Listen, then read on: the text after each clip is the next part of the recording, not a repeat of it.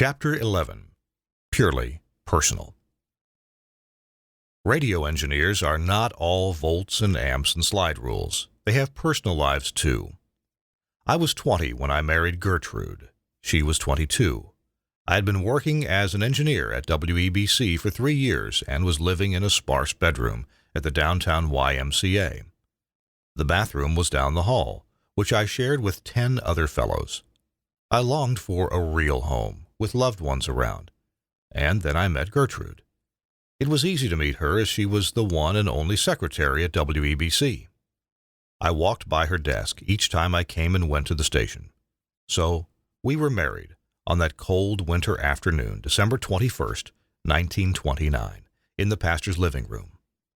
Only other ones there were 2 neighbors who came in as witnesses. It was Saturday, and I took that day off from work, and the next day too. Monday, I was back on the job. 2 years later, a son was born to us, but that tiny tot died at birth. After that, 2 more sons came who grew big and strong. I stood in the doorway at our home and watched the last one come into this world. The doctor had come to our home that afternoon to officiate in his birth. No one else was present. It was common that children be born at home back there in 1935. Having a baby was not considered a medical thing, and mothers did not go to hospitals to have children. Hospitals were for sick people. Then came the war, and I marched off to do my bit as research engineer in the Signal Corps. Returning home 3 years later, I discovered I no longer had a marriage. Gertrude announced she now wanted to be single, that she had a career, and would I step aside. This was so common those after the war years. GIs came home to discover a wife who had carved out a new life for herself and no longer wished to be married. We quietly divided our property. She got the home we owned and the furniture in it, and I got the car and a tiny cabin on the shore of Lake Superior. That's all the property there was. Everyone was poor in those days. 6 years ago, I was at a cemetery in Superior, standing by an open grave into which Gertrude's body was being laid to rest. Beside me were our 2 sons, hers and mine, now middle-aged grown men. In this simple graveside ceremony, the pastor spoke of wonderful land out there beyond to where she had now just gone. But I was not listening.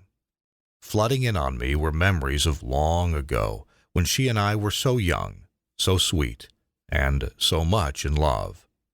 And when our sons led me back to the car, I was crying. The year is now 1945, and I'm single once again after the divorce, and once more I'm living in a single room, in a private dwelling in Duluth, and once again I'm longing for a home with loved ones around. Then I met June by pure chance. That afternoon I was busy at my desk at WEBC, and just to stretch my legs I got up from the desk and walked to the door of my office, opened it, and looked out on the station lobby. I saw a small group of young people who had come to the station to act out a radio drama this one time. On the right side of the group I saw a beautiful red-haired woman holding a script and trembling with excitement. I said to myself, I must meet that girl. And I did meet her, and we've been meeting ever since, celebrating our 50th wedding anniversary last year. Had I looked out my door 5 minutes earlier or 5 minutes later, I would never have met her. When the gods roll the dice, one never knows what will come up. 2 years after that, son Mark poked his head into the world, and a year and a half later came Scott, and a bit later Kim. 3 sons who grew up straight and true, and as the years went by, June poured great amounts of love and discipline on them equally. In those days, it was the father who worked, and it fell to the mother who stayed home and shaped a child's character, although the father figure was always there. All too soon, sons grow up, and when Mark and Scott returned from their tour of duty in Vietnam during that war, they for a short time worked at our radio station in Brainerd, and then they went on to develop their own very successful businesses. I wanted to give our radio station business to one of our sons, but none were interested. They were all so successful at their own business they did not want to leave those just to take over a radio station. Besides, as they explained, we do not want to have to work as hard as Mom and Dad. But guess how hard they work in their own businesses. Son Mark completed his tour of duty in the Army over in Vietnam.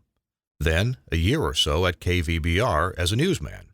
Then he went into broadcast station engineering, a field he had been preparing himself for many years.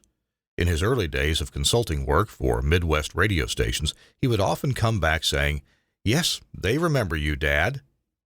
And as time went by, the new crowd of radio station owners and engineers came in who did not know me, and I was gradually forgotten. Today, when I attend a meeting of broadcasters, they will come up to me and notice my name on my name tag. Will say, "Do you know Mark Persons?" I say, "Yep, I've known him all his life." So as time passes, the torch is thrown, and Mark carries on. I sometimes wonder if my life had had any impact on the lives of others in the broadcast field, and I realize I have. Engineers I hired would come to me fresh out of school, and I would give them their first job. They would settle down to a lifetime of work in the broadcast field, would retire, and possibly die, and all that while I am still here. I get the feeling I'm eternal. Engineers like T.O. Jorgensen, we called him Yorgi, who came to me right out of school in 1935, when I had already been with the Arrowhead Network 9 years. And he went to work at WMFG in Hibbing.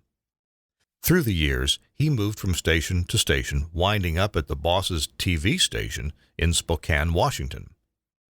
Then he retired, his life work done, and has since died while I am still here. The same for Mervyn Greeley, Bill Lousberry, J. Hunter Duncan, Walter Haru, Matt Gleason, Max Pierce, Robert Kolsky, Jack Delahunt, and more. All completed their life work and retired. Some have died, and I am still here. And that brings us up to now. Where Have All the Broadcasters Gone? By Charles B. Persons. Narrated by Kirk Harnack.